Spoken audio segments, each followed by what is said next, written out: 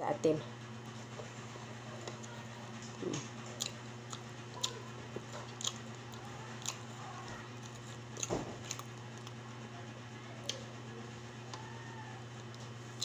Hinayaan ko lang sila. At saka kami yung nagpa-follow sa akin. Wait lang kayo guys ha, kasi isa-isa ko yan. Kasi doon ako sa Reels nagpa-follow.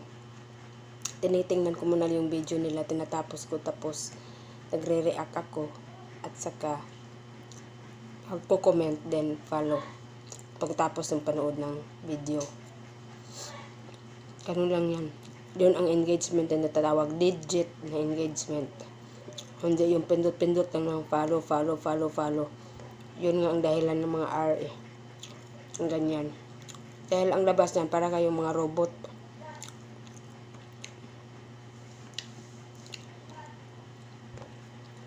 Hindi kayo marunong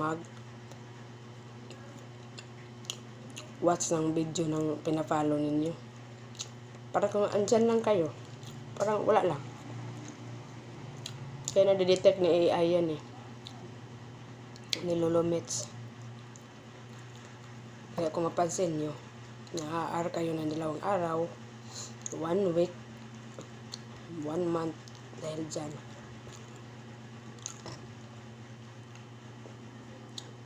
Dahil ang legit na follow guys, panoorin nyo muna yung video, then react, then comment, then follow. Pindutin yung follow doon sa Reels. Ganyan lang yan.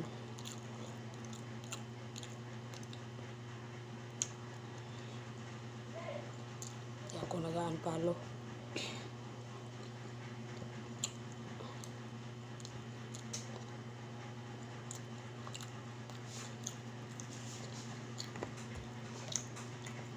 Ganun talaga ako. Kahit sa ibang app ako.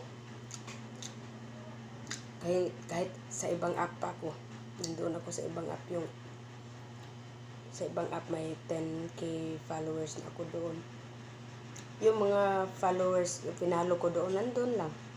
Hindi ko sila pinafollow.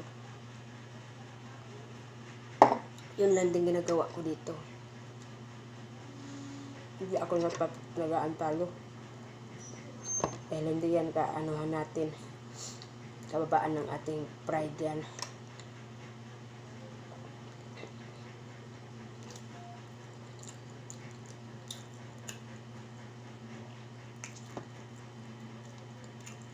At saka kahit titingnan nyo guys kung active sila doon sa ano nila. Tingnan nyo, magawa sila ng reels, magawa ng video. Kahit maliit pa yung ano niyan, yun ang suportahan natin, yung maliliit na content creator katulad natin. Yung ang dapat natin tulungan na mataas yung followers.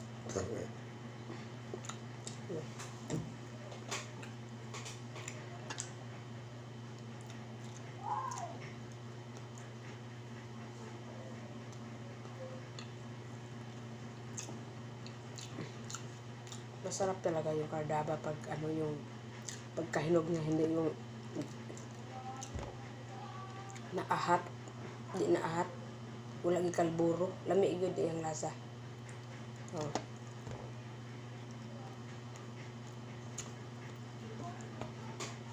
Pahinga muna akong konti ngayon, at maya magluto na ako ng kanin at ulam para sa dinner.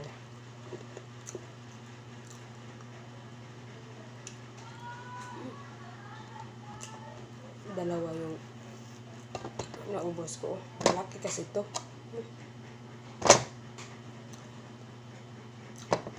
Busog na ako. Wala akong ganang kumain ng kanin. Siguro pag gulay ang ulam na masarap. Pag kanin na mais.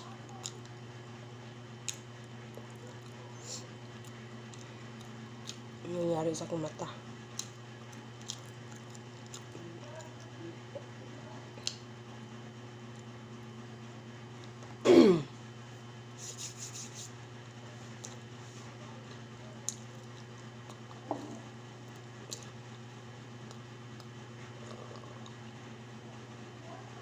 Ah, sarap. Yeah. Luya.